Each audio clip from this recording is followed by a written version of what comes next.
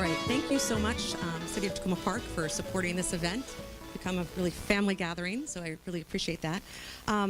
Special thanks to Michael Shrekis for putting together the music for tonight from Burkina Faso. Check out the live 24-hour access on jollypapa.com. We're also very honored to have the presence of His Excellency Ambassador Seydou Kabore. Thank you for joining us.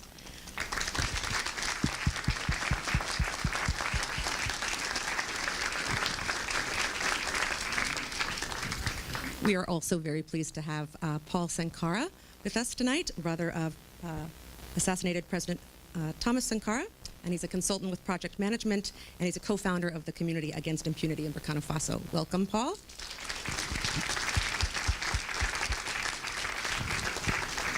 Older brother is here. Kevin is also here?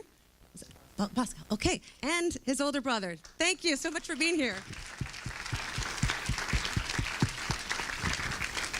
And we also have Sam, another organizer of the uprising, right here. You. Thank you.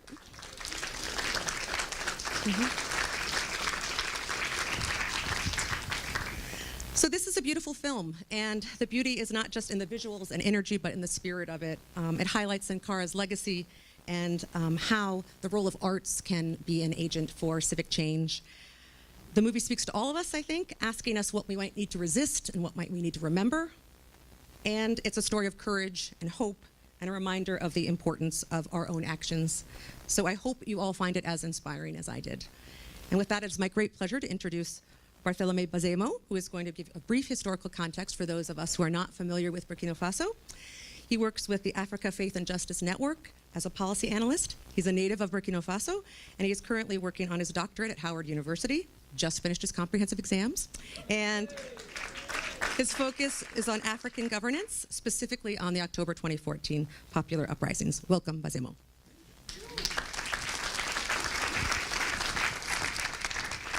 So, good evening. I'm pretty sure that many of us don't know where Burkina Faso is.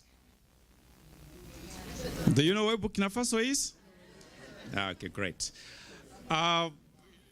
Burkina Faso, until recently, we didn't hear much about Burkina Faso. It's a tiny country in the heartland of the West African Sahara, or Savannah. It's a country that has been very quiet for several years, until October 2014, when the popular uprising brought this little country to the picture. So what happened? I'm not going to say everything, but I just want to give you a background. So after 27 good years of under the leadership of Blaise Compaoré, he wanted to amend the constitution to extend his tenure in office. People told him, don't touch our constitution, but he persisted. And something happened. People got together and they organized, and they were able to unseat a president who was known to be very powerful for several years. So this movie retraces how people organize through music, performing, and visual arts. People resisted. So a group of people who never wanted to allow him to continue were able to get together and organize for the uprising. And I'm very pleased to mention someone who has been at the heart of it. Please, you stand. So, actually, it's a big surprise. When we were preparing the event, we didn't know that he would come. And thanks to the ambassador, he was able to bring him. So I just want to give him the microphone to say hi to you. Yeah, thank you so much. It's my honor being invited here. It's a true surprise. And yeah, I got a chance. I'm still alive. So what we faced, maybe we would share that here. And thanks for everything you're doing for our country. Yeah. Thank Thank you. So I just want to quickly give you, there are so many themes that we find in the movie. The major one being how music, art can unite people to be able to stick together and work for something that is much bigger than personal interest. We are going to see in different ways how young people were united, women.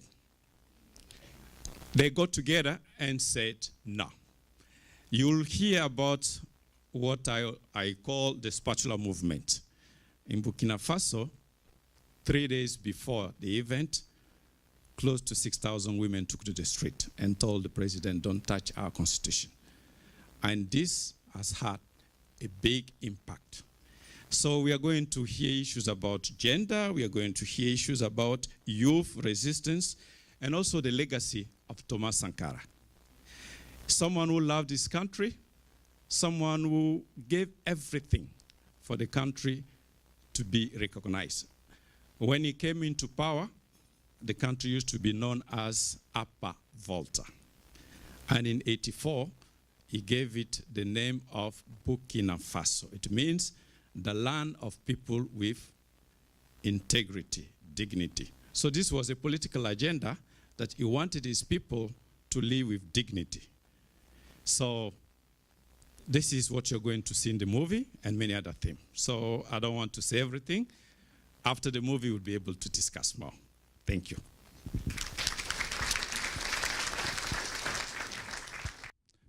Welcome again. You've seen the movie. Quite a lot to talk about. Everything was quite interesting to see how this artist, through music, performing, and visual arts, were able to sustain a resistance for 27 good years until something happened. This is the real Burkina. It's not the five-star Burkina Faso. Life in the real situations, how people felt, and how they were able to keep going to be able to come to this day. So time has come now for you just to bounce back some of the ideas, what has happened, clarification, issues, because the film is very, very rich. There are so many issues that were addressed, from the overarching theme that is how artists were able to continue resisting behind the scene. How the youth, women, I would say every single, group within the society was able to participate in this movement, and you could see for yourself. So it's a short movie, 72 minutes, and it was produced by the Cultures of Resistance Network. The producer is a Brazilian, Hiara Lee, of Korean descent. And she was very much touched by what happened in Burkina Faso. That's why she decided to go ahead and discover why and how she was able to, the Burkinabe were able to produce something so sensational. And she was able to meet with different people. I'm very pleased tonight that we have one of the main architects of what happened in Burkina Faso. So I will give him the microphone to just tell us a little bit how they were able to pull all that together. I got one mic. Thank you so much. Yes, sometimes I say I am lucky to be born at this time and having the age I had at that moment. So it was the way we could talk to the young people. You guys have to come out with your pen and write your part of the story. So there was no reason for anybody to stay back home. Because if you didn't come out and all things that were going to happen, somebody else was going to relate, tell you what happened. You have to be an actor of what was going on. It's true that music played a very important role in what happened in the country. And I am from a nonviolence philosophy through Rasta, because we believe using violence was not the solution. The power, they had the soldiers, the police, and everything. And what we had was our lyrics, our microphone to address. And the thing is, now in our countries, you have a lot of young people with extreme energy. So the thing was to tell them, you have to gather this energy and direct it in a positive way. Because if you let the youth use the energy in a negative way, then it becomes a terrifying bomb. So we didn't want this to happen, because there's a country near Burkina, that is Côte d'Ivoire. They went through that experience. The political crisis in Côte d'Ivoire ended up in many people that were killed. So we didn't want that in our country. And we had to show them that those kind of experiences we shouldn't go through. We can make change with nonviolence. Actually, we were, they used violence against us, but we kept on saying we are not going to respond through violence. And you would see during the what you call revolution, yes, the uprising, none of those who were ruling the country, none of them were injured. None of them. We knew where everybody was. But what we told the youth, please don't do any harmful thing to anybody. Because if somebody dies after the fight, you cannot wake him up again. So don't kill, don't do nothing. But we couldn't stop the hunger of some guys that wanted to burn and things like that. And when Blaise Compaoré ran away, you had looting, you have people that tried to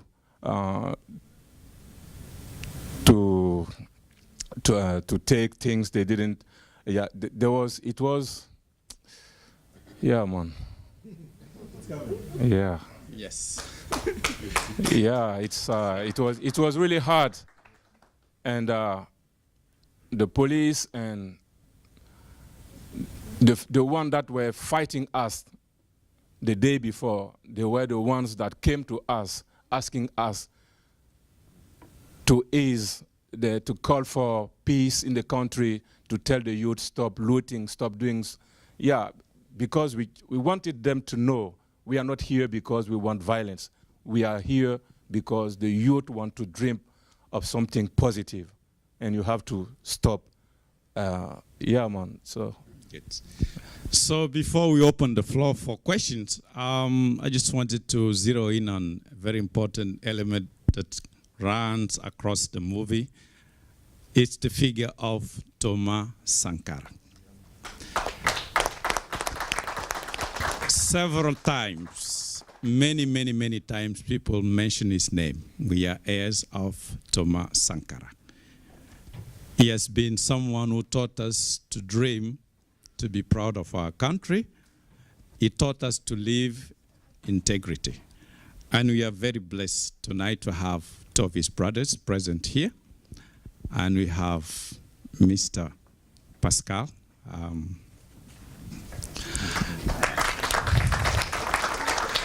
And then Paul. So it would be just good to hear a little bit from Paul. Just tell us a little bit his experience of his brother before we open the floor for everybody. Good evening, everyone.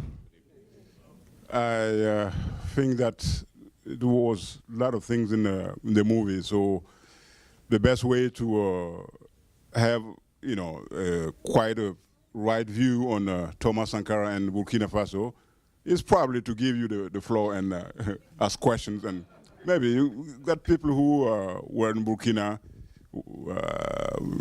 in the 90s or 70s, 80s. I was talking to a couple of them outside, so you can even bring your own contribution for being in Burkina at that time, and everybody can say something. But it's true that in the movies, it's one of the questions. I'm gonna start the questions by myself. Where he has been inspired. You are from the same mother, same father. I said, honestly, this question is hard to respond, because even in the same family, 12 siblings, brothers and sisters of Thomas, no one cannot claim to have half of his personality. It was even too high, the level of the sacrifice, even for the brothers and sisters. It used to be out of the African continent, people waiting for someone, relatives who is in a high position to get something, whether it is a position or how you call it, a business for a market or a contract for such and such. He said, no, please, you have to get things through honesty. If you have a problem through corruption or bribery, you'll be responding to a police station like any other Burkinabe. Don't count on me. And he was like that until it happened in 1987. And I think that this point was the key explanation about those who were even his peers working with him. The first years, okay, you said we have to be honest, sacrifice ourselves for the people of Burkina Faso. Second year, is it true that is going into the same thing? Third year and fourth, so it's getting hard for closest people like Blaise Compaoré and so on.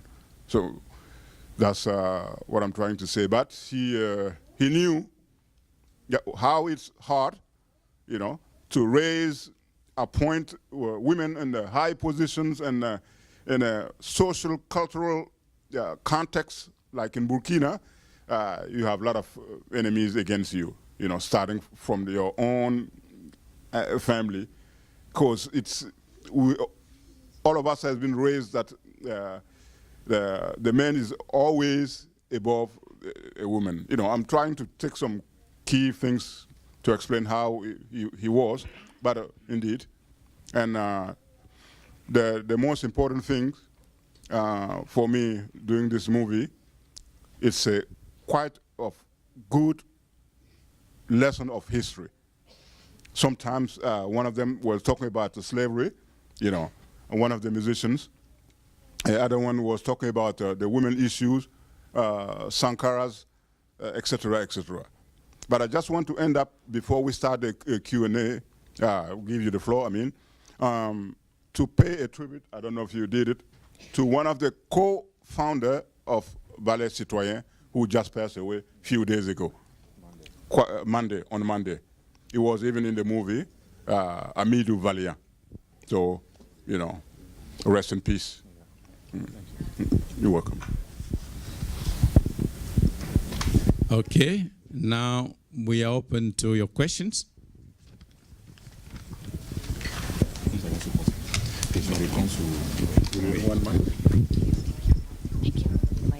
Thank you so much for being here and for all of your work and struggle.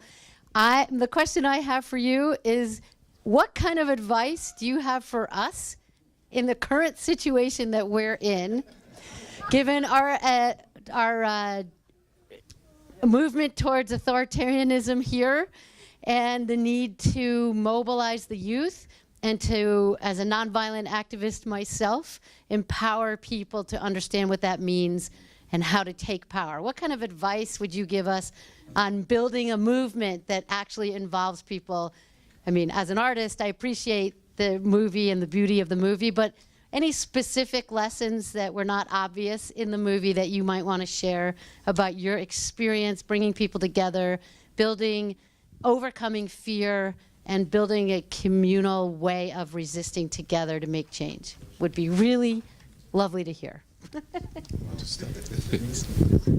Okay. This is a difficult question.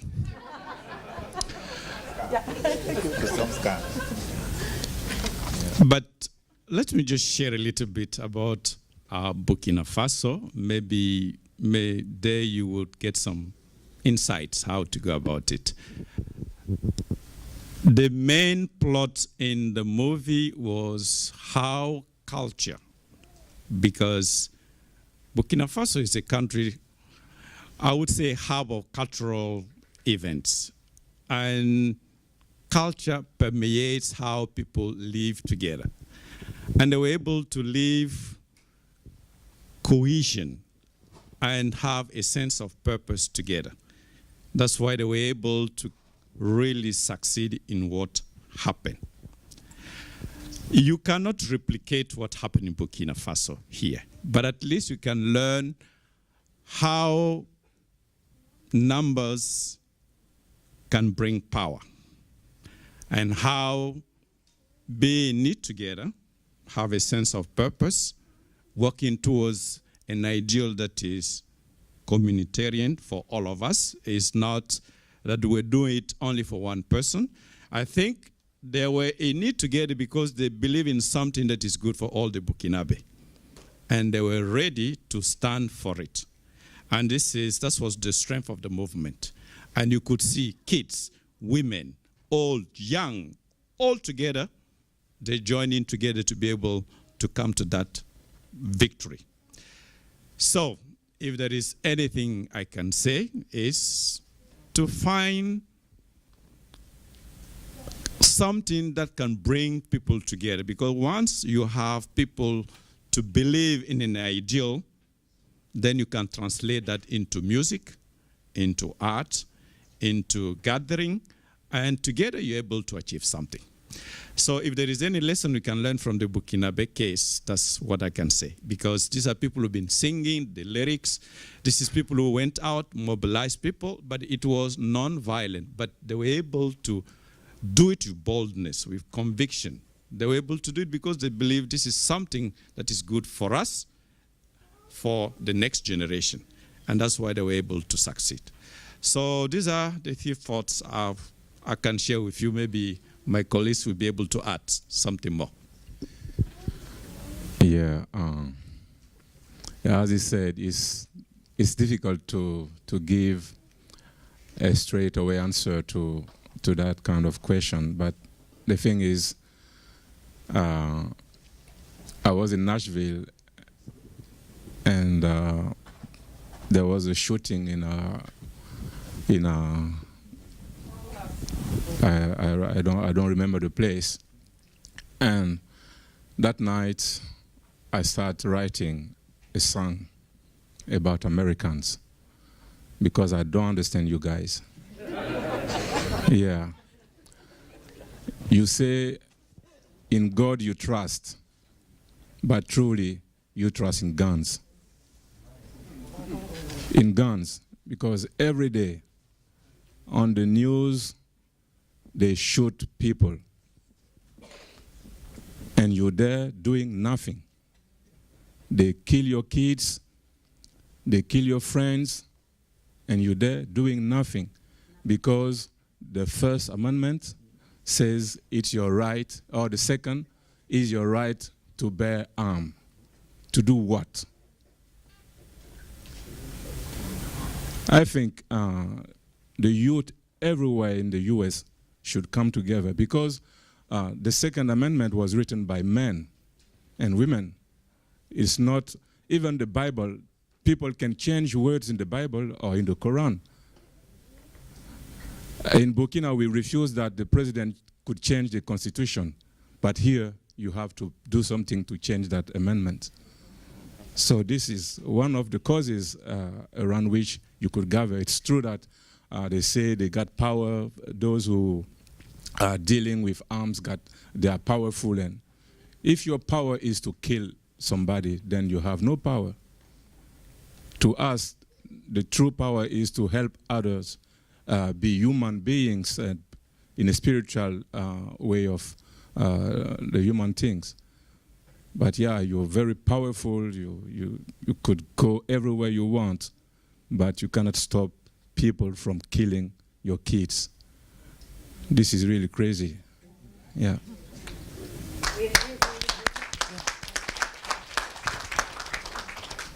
I don't think I have a lot of things to say about, even if it's a great question, because we are together about this guy.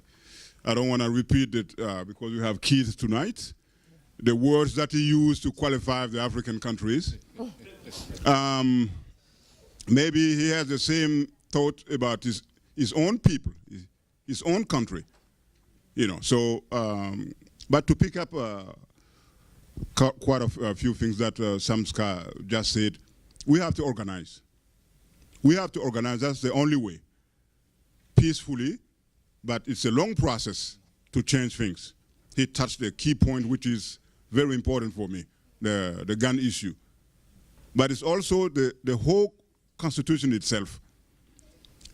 I don't know pretty well the Constitution of the US, but you guys have a real voice to change things as they're supposed to be. But the main weapon that you have, that's the number. That's the slogan of the movement in Burkina Faso, Balai Citoyen, a citizen of the Broom.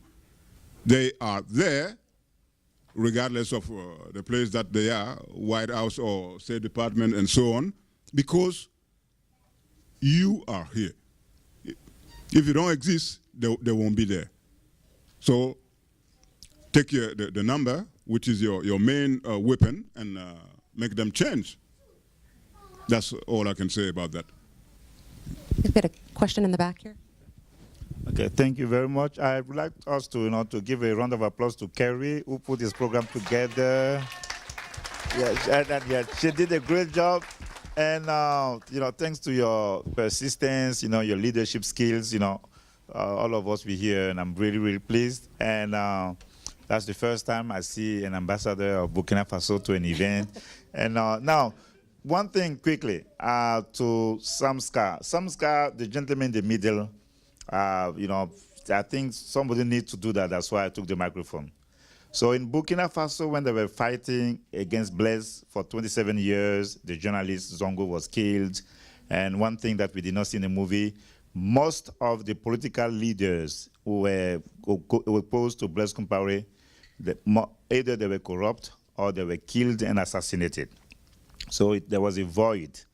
And then Sam Scaloja is one of the few artists and who decided to organize the struggle. So in the movie, you saw a guy, light-skinned guy, who put together, who was an actor in The Sleepless Night. So Sam Scaloja, can you talk please about your role as a reggae singer, and then can you talk about the song that you put together for 5 good years before the creation of the Civic Broom movement, that president needs to go? Can you talk about that and how your music and then that of Smokey, help inspire the movement, for Blaise Compaoré to be taken out of power? Thank you very much. Thank you.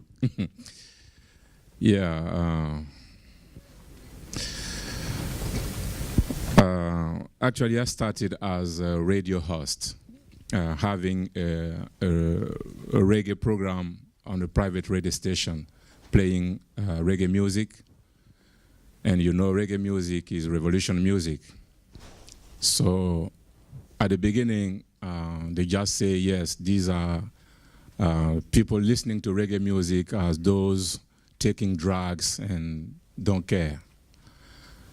And by the years going, my program became one of the most important one on the radios. So then they start saying, yeah, it's no more only drugs that they're taking.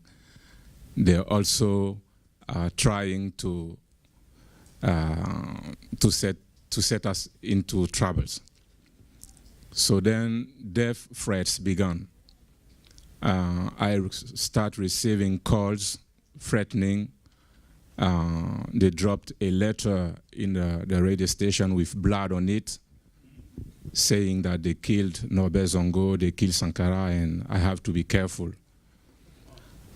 And then after they burnt my car when I was having my radio show, 2 days after my birthday, I didn't have a birthday cake and things, and they gave me that, the setting fire in the car as a birthday present.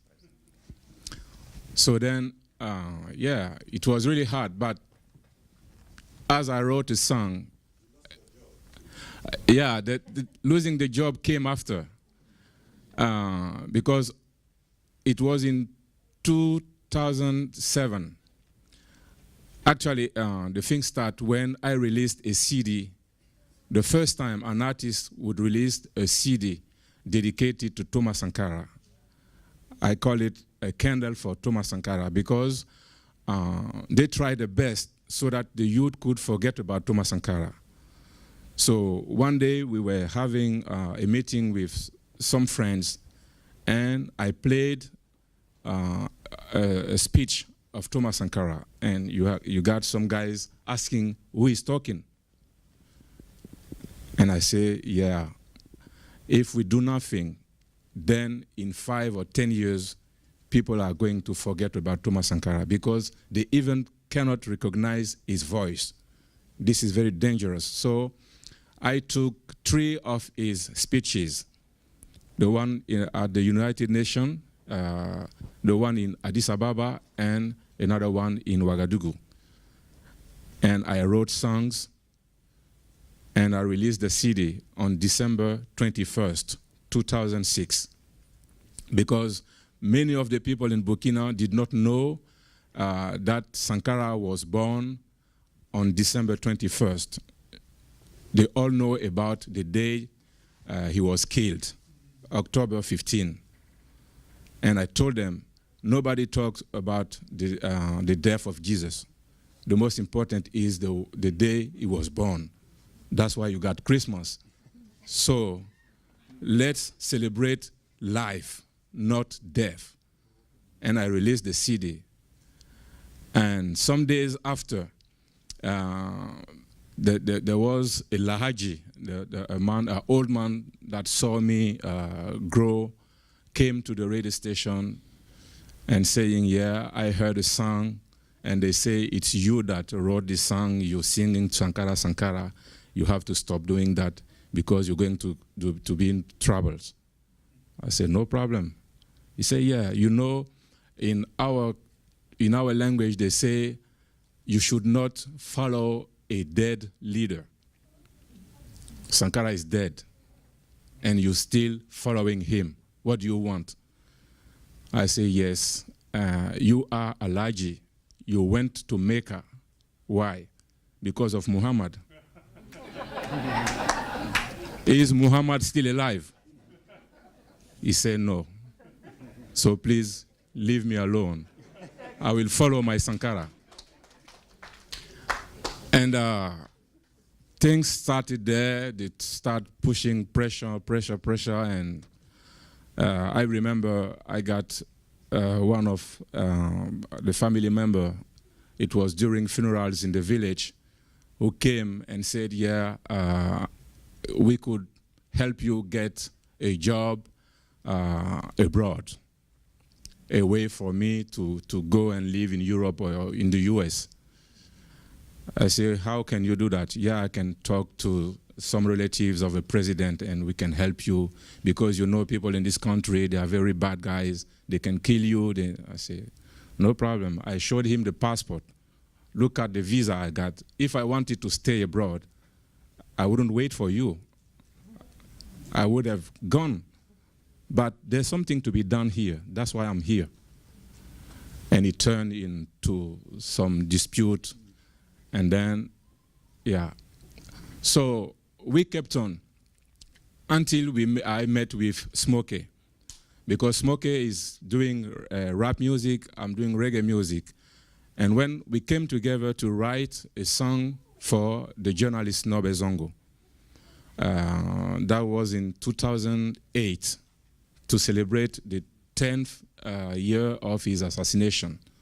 So we wrote that song and released a CD with many artists on the continent, Tiken Jaffa Koli, Ismail Isaac, Didier Awadi, and others, because we know that music is very powerful.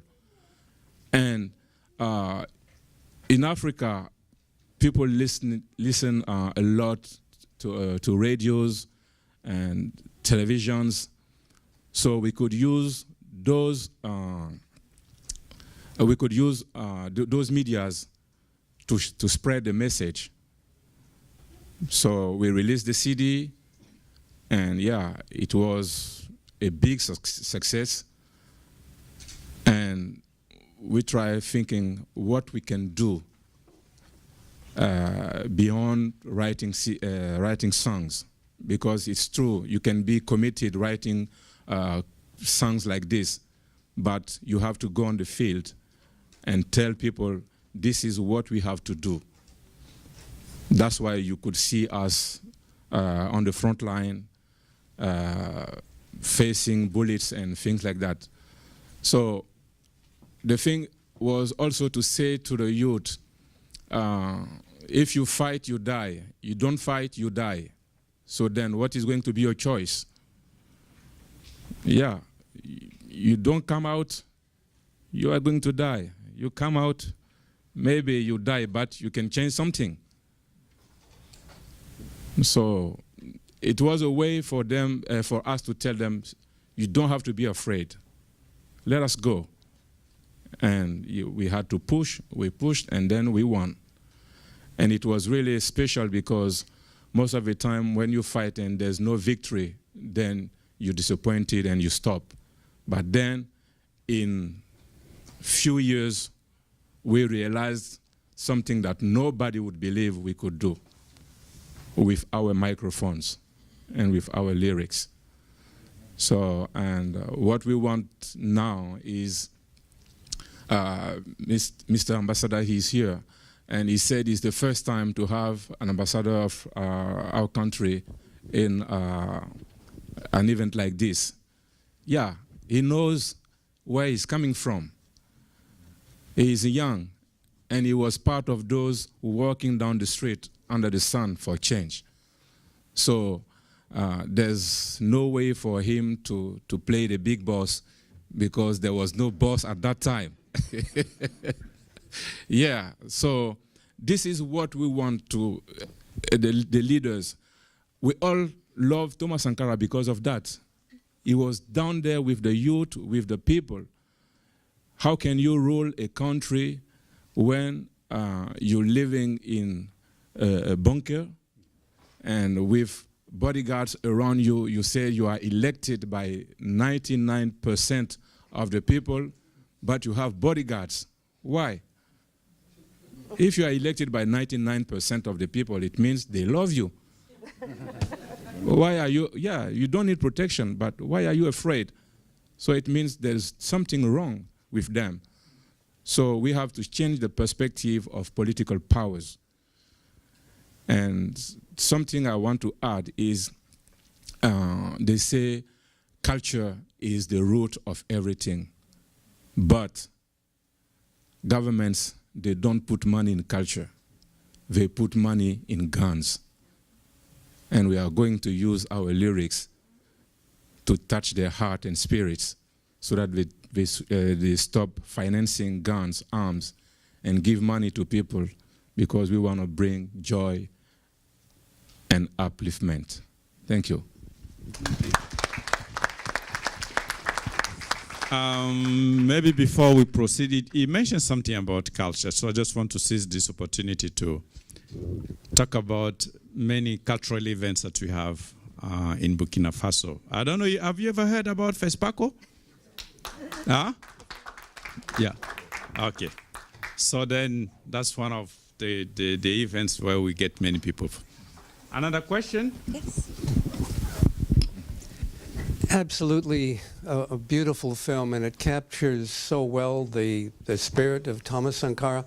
My name is Peter. I was living in Burkina from 79 until 87, and so I lived through the Sankara period. I left just months before he was assassinated, and it's really impossible to overstate what a transformational character, personality Thomas Sankara was.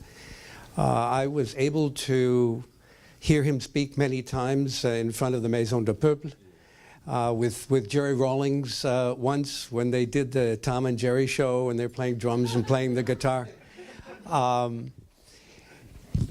What wasn't captured in the movie, I would say to some extent, is that he truly was the father of independence of Burkina. He declared independence for Burkina Faso by saying, we can do these things ourselves. We don't need France. We don't need the donor community. We are capable of leading our own development according to the model we want. And that attitude of true liberation was really threatening to the neocolonialists. It's not mentioned in the film or even hinted that it was Côte d'Ivoire and France that were encouraging Compaoré to kill Sankara and to right the ship and put them back into the French fold. And we have to admit that the US government played many shameful acts in trying to bring down Sankara as well. And we used our aid and withheld aid in a way to bring his regime down. I think there's a lot to learn from the spirit, his courage.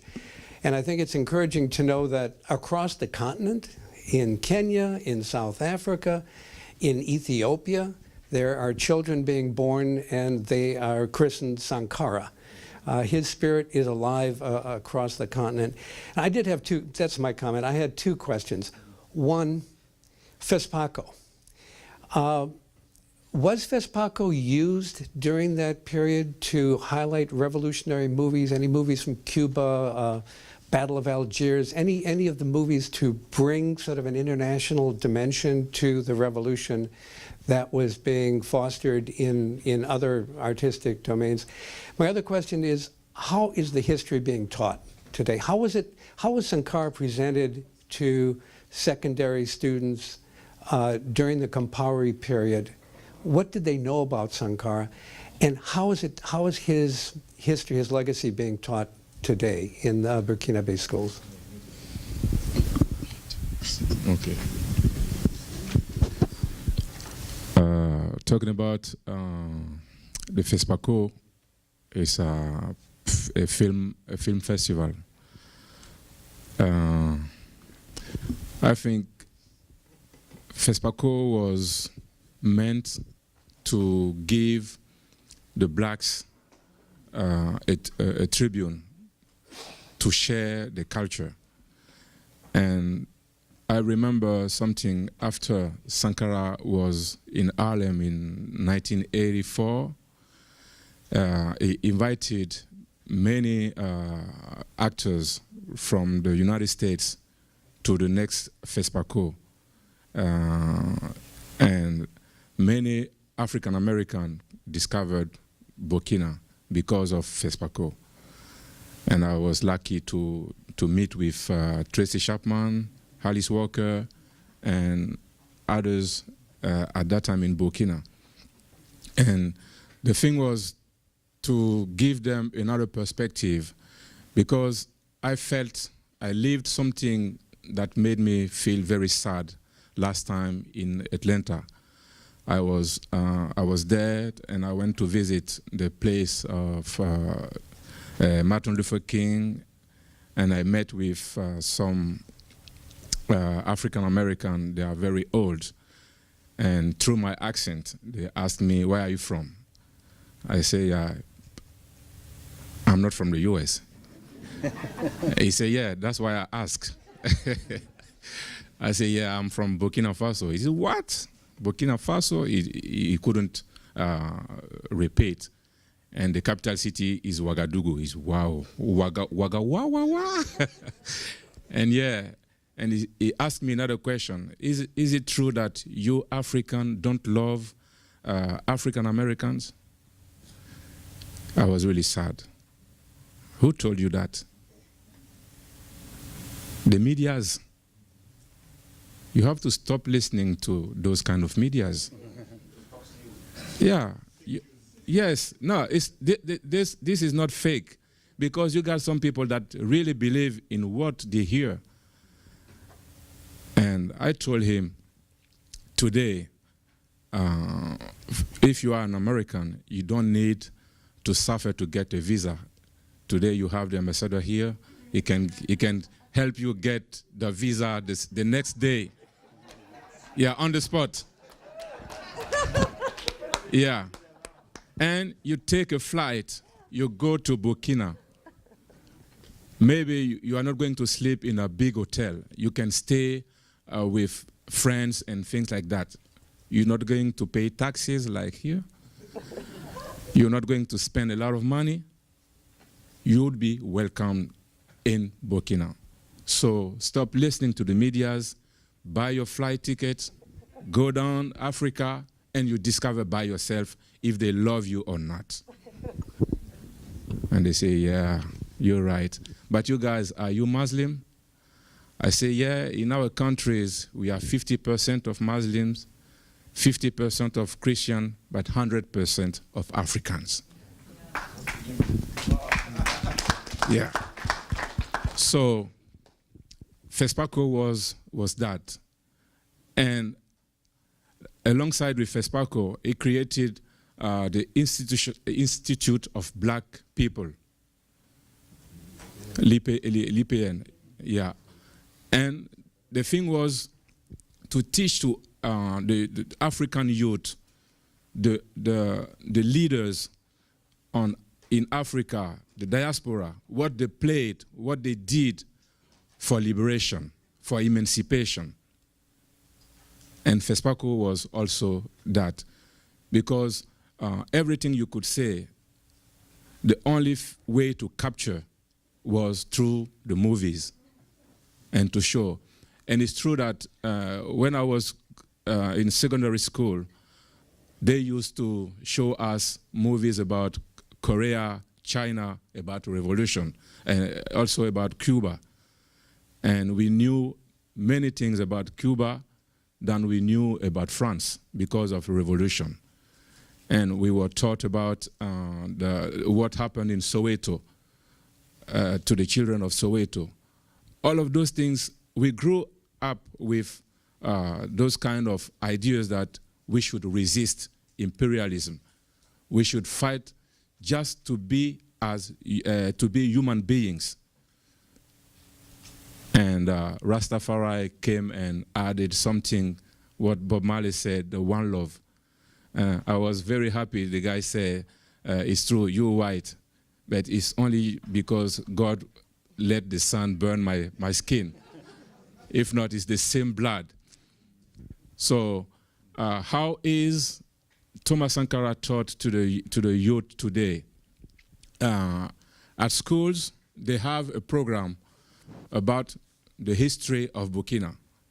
And they talk about every president. And it was through my daughter at school, we were reading her book, and they gave something like 15% to the first president and 15 to the next one. And when it was the turn of Sankara, they just gave him 1% of the history, and to Blaise Compaoré, the rest. I was very shocked. So there was nothing done to talk about him. And the FESPACO, before the revolution, the upheaval, they celebrated the presidents that helped FESPACO. to be what it is. So you could get the pictures of all the presidents except Sankara. That was a shock. You cannot erase this part of our history. You don't love him, that's your problem. But this man is part of the history of this country, and you have to respect that. So what we have to do, we did not wait for Blaise Compaoré to celebrate Sankara. We celebrated Sankara ourselves. Every December 21st, I organize what I call Sankara Revival. And in October, we walk to the graveyards for his memory. But we always say we knew he's not there. But the thing is,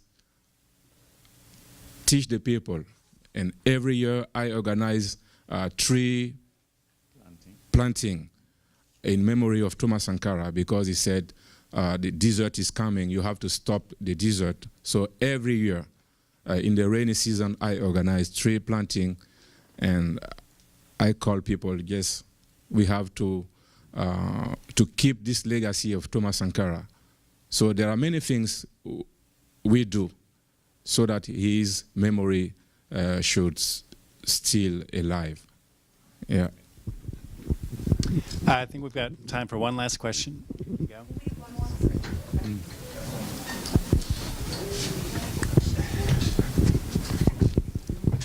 My name is Omari Musa. I saw some of you outside. I was trying to get you interested in books of speeches by Thomas Sankara. I wanted to say one thing. Thomas Sankara is not simply known in Africa. Thomas Sankara is known all over the world. When people mention, he's mentioned in the same context as Fidel Castro, Malcolm X, Che Guevara, Maurice Bishop. That's the level that Thomas Sankara is on. I think the young people in Burkina Faso expressed and explained on the 30th of October that the memory of Thomas Sankara was alive and well. And that has spread to the United States as well. I sell those books. And anywhere I go where there's anybody from the continent, they'll see the picture of Sankara. And they won't know a whole lot about him, but they know who he is. And I think it's important for us to understand that he wasn't just a good guy, that he was, but he was a revolutionary, and don't be afraid to say it. And that he was a revolutionary with a vision that, as somebody said earlier, Burkinabe could do it themselves. That there was collusion between France. There was one speech he gave when, I guess it was Mitterrand, who was then the president of France, explaining what imperialism really is and how it affected Burkina Faso. And right in front of him, he wasn't shy or anything. And I think those lessons, that's why I suggest people read the books, because that keeps his, not just memory, but his activity and action alive. Why was he hated by the French and the United States? And why was he loved by Fidel Castro and the Cubans? Why would he go there and speak? You know, those are some of the questions. Why was he pointing to the Cuban Revolution as a way forward? Not because the Burkinabe have a pattern, but they were finding their way to liberation just like the Cubans did. And that was quite an example. I think, and I always compare the two.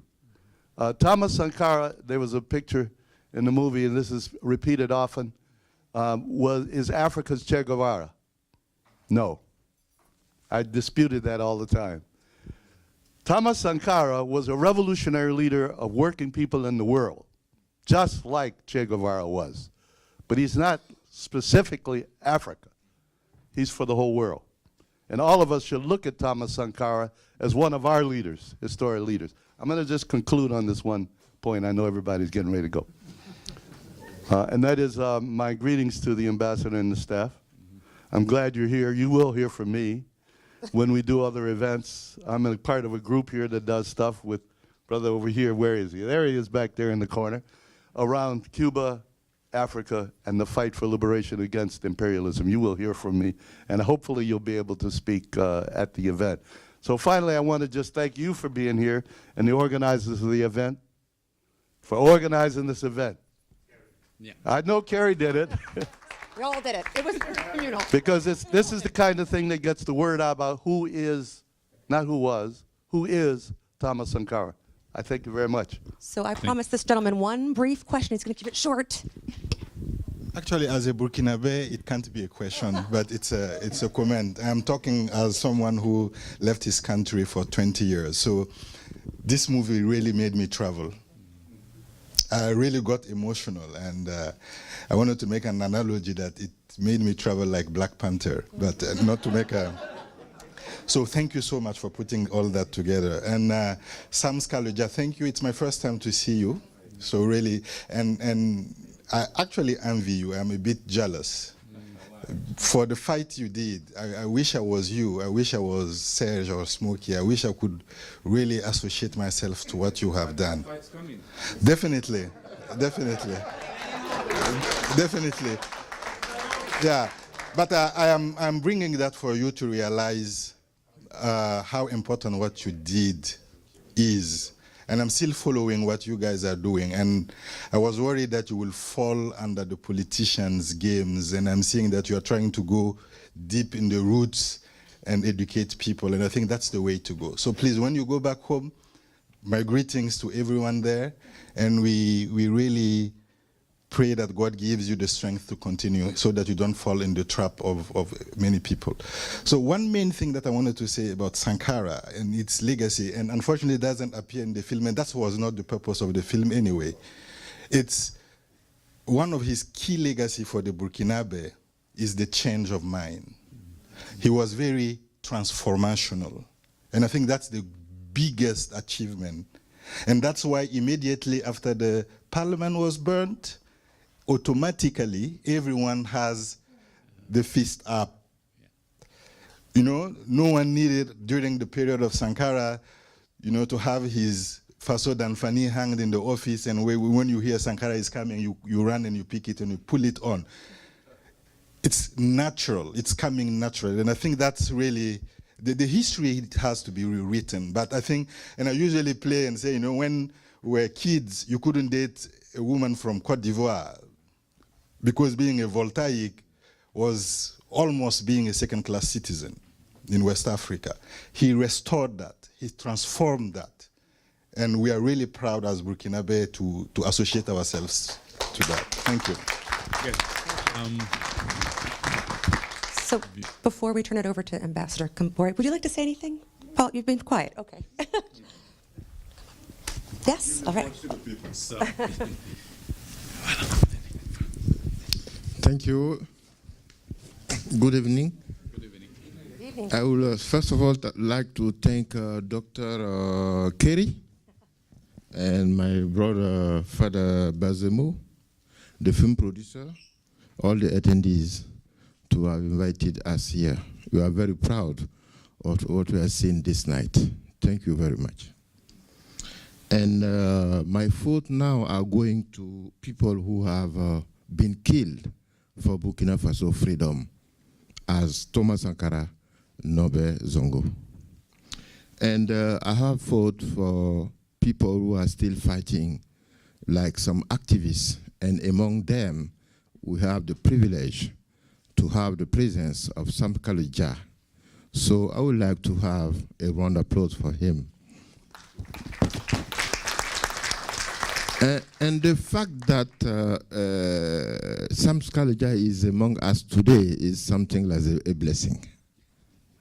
I didn't believe that he would be here. It's only this afternoon when I was reading the articles about the movie on my computer, I've seen his name with Smokey.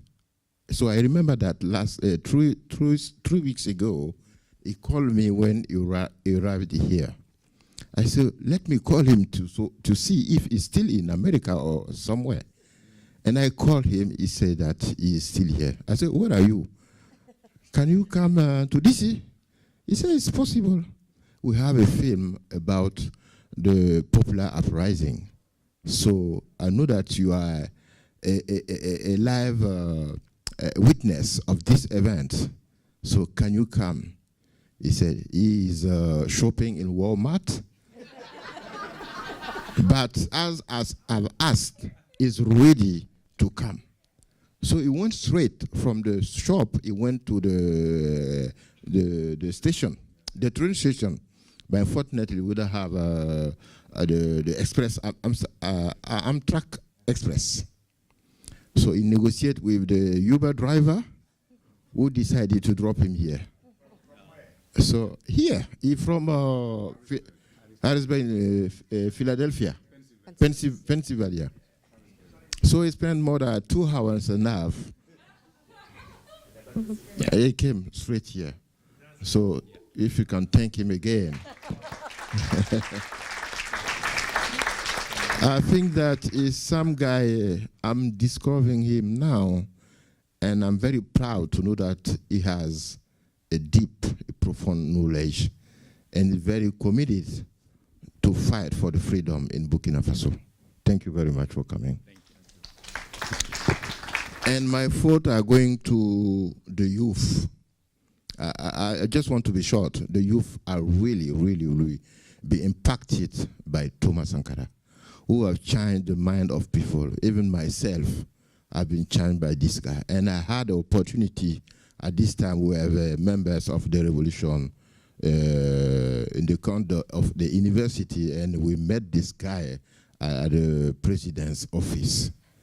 I tell you, it's something wonderful to see this guy. So I would like also here to thank his brothers who are among us, Pascal and Paul. Can you give them a round of applause? The other part of the successful popular uprising are the women. It's something special. And I can say that October 27, so 4 days before the fall of Blaise Compaoré, the women, they launched a strong march with a spatula raised in the hand. And in our culture, when the women directed the spatula to you, it's a strong signal of malediction. Yes, it's something you should believe, because the women, they are at the beginning and the end of the humanity. So they are so powerful. So thanks to the ladies. And I would like also to thank the media, because they did a strong job. And this guy too is a radio presenter, so he did a lot. And I'm still pleased to follow the reggae. Okay, but to be really serious now, I think that we have succeeded to chase the regime of Blaise Compaoré. But it still remains challenges.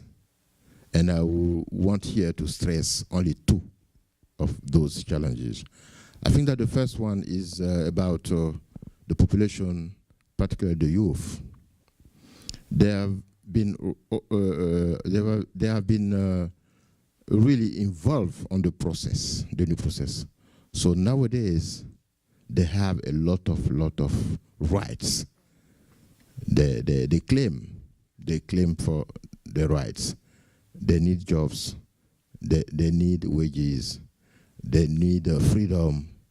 So it's something like very serious, and they have thought and vision who, for them, and I agree with that, should be integrated to the new governance in our country. And I remember that thanks to American administration, last January, we organized a strong meeting in Burkina Faso on governance, democracy, and businesses, just to show the leaders that they should stop leading the country by themselves alone. They should involve the civil society, the workers, the unions, the women, the youth, so that we can succeed our development. So, the second point, is the fact that let me check my paper. The second point is about the terrorism attack. It's something very serious. Burkina Faso is a country where we don't have any tribal or religious, how can I say, difficulties. We don't have a kind of problem. But unfortunately, the terrorism coming from abroad, they are really manipulated by the former regime. It's something very true, because everyone knows that those terrorists, they were living in Ouagadougou, in sight of everyone. They have their own house, they have everything in Ouagadougou.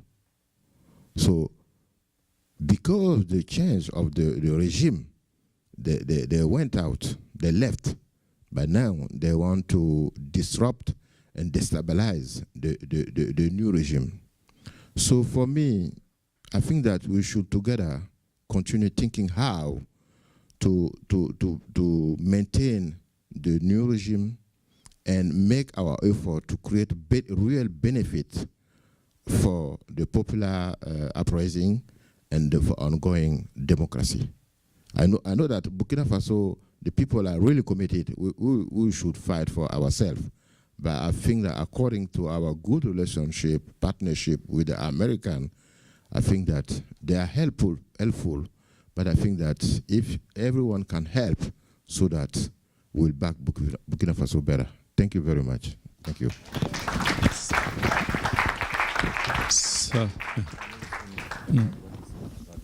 Please. Yeah, just a short thing. I would like to say thank you to Ambassador Mushingi, the U.S. ambassador that was there in Burkina during the upheaval. This man played a positive and a great role. I don't want to say it's because he was from the Democratic Party, but this man played a positive role. Why? Because when we founded the Citizen Broom, Ballet Citoyen, we wrote to every ambassador in the country, in Burkina, because we wanted to meet them and tell them what was going on in the country so that they could get the version of the youth down the streets. So the ambassador from Canada received us. The one from the US received us, but the one from France refused to receive us. Yes. So when we pushed and Blaise Compaoré was going down, then he called one of us and we told him we don't have time. When we finish, then we're going to meet you. Yeah. thank you. Thank you. So just before we conclude, I would like again that we give a round of applause to Dr. Kerry. She's the one who put all this together. She's the one who looked for us. And we really are grateful that you gave us this platform to be able to share. And we look forward to another one. Thank you very much. And thank you to all of you. Quelqu'un possède tout ce qu'il faut pour être la star du quartier. L'acrobatie par laquelle il est passé me donne la chair des poules. C'est pourquoi j'ai dit, ah, yeah, ses doigts sont tachés de sang.